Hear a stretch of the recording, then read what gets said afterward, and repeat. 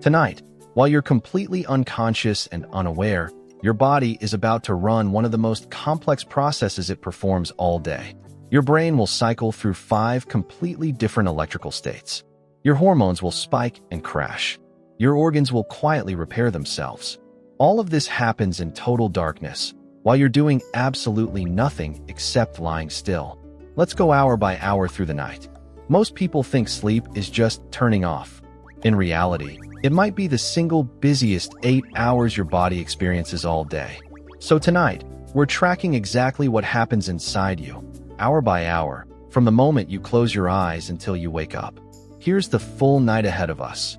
8 hours, several repeating cycles, and dramatic shifts happening in your brain and body throughout.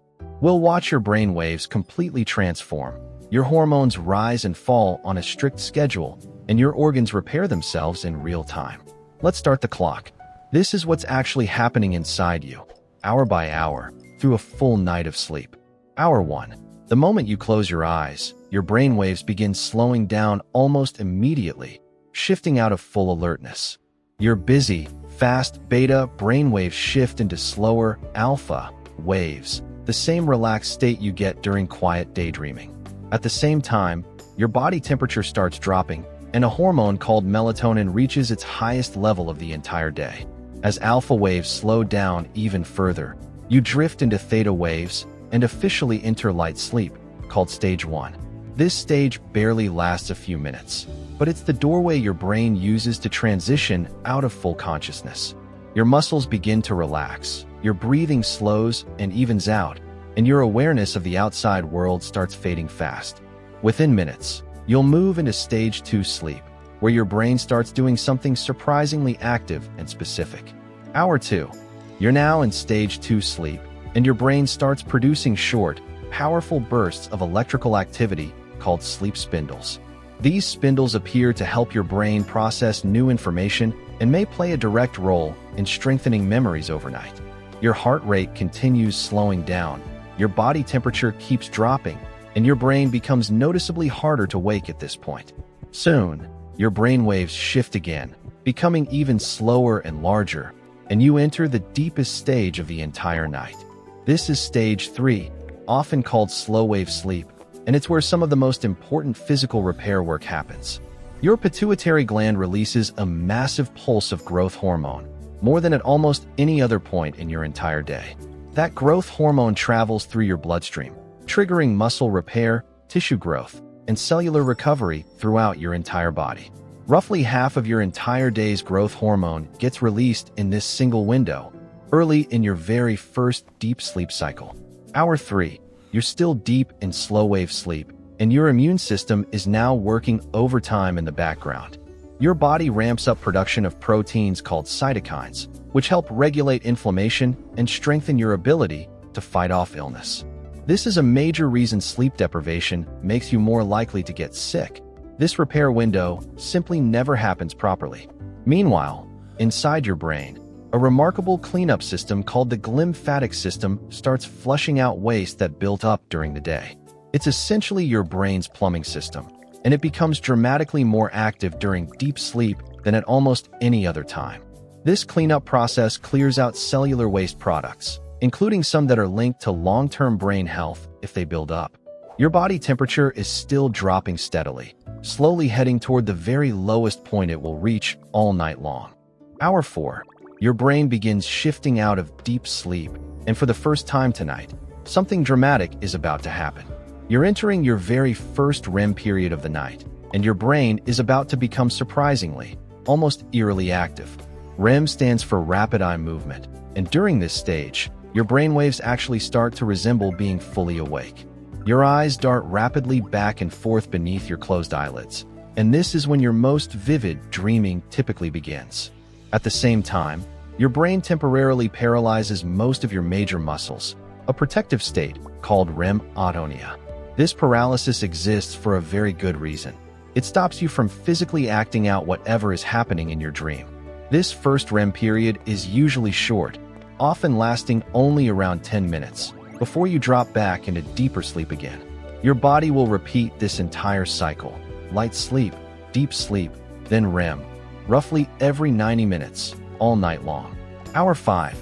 You're now completing your second full sleep cycle, and your body's priorities are already starting to shift slightly. You'll spend more time in deep sleep during your earlier cycles, when physical repair is the top priority for your body. But as the night goes on, your body gradually spends less time in deep sleep and more time in REM instead. This shift isn't random at all. Different parts of the night seem to be optimized for different biological jobs. Early cycles favor physical repair and immune function. Later cycles increasingly favor memory, emotion, and mental processing instead. Your body temperature is likely at, or very near, its lowest point of the entire 24-hour day right around now. Your heart rate and breathing remain slow and steady, your body doing the quiet, unglamorous work of physical maintenance. Hour 6. Your brain begins a subtle but important shift, starting to prepare quietly for the eventual return to being awake. Deep in your brain, your internal master clock starts sending signals that will influence your hormones for the rest of the night. One of the first hormones affected is one you already know well: cortisol, often nicknamed the stress hormone. Cortisol levels begin rising steadily now, hours before you'll actually wake up, quietly building toward your usual wake-up time.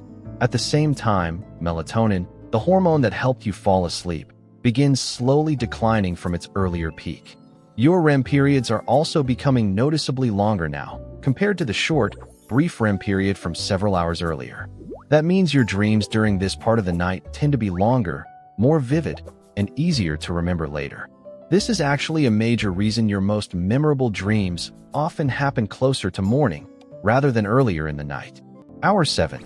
You're now deep into the second half of the night, and REM sleep is beginning to dominate each cycle.